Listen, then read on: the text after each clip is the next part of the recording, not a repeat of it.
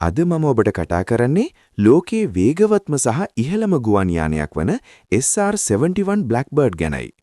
මෙය ඇමරිකානු ලොකිඩ් කෝපරේෂන් විසින් 1960 ගණන්වල නිර්මාණය කළ රහස් බුද්ධි තොරතුරු රැස්කිරීමේ යානයකි.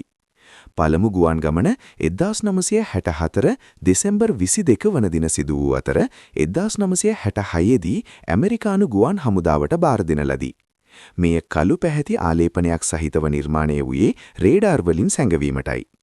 මෙහි විශේෂත්වය වන්නේ මාක් 3.3ක වේගයක්, එනම් පැයකට සැතපුම් 2200කට වඩා වේගයෙන් ගමන් කිරීමයි. උන්නතාංශය අඩි 85000කට වඩා ඉහළයි, එනම් කිලෝමීටර් 26ක පමණ.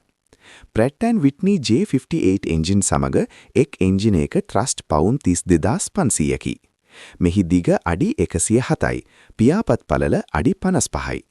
මෙය ආයුධ රහිත යානයක් වුවද සතුරු මිසයිල් වලින් බේරීමද වේගය සහ උන්නතාංශය භාවිතා කළේය. 1976 දී එය වේග රෙකෝඩ් 2193 mph සහ උන්නතාංශ රෙකෝඩ් අඩි 85069 සමග ලෝක වාර්තා තැබිය.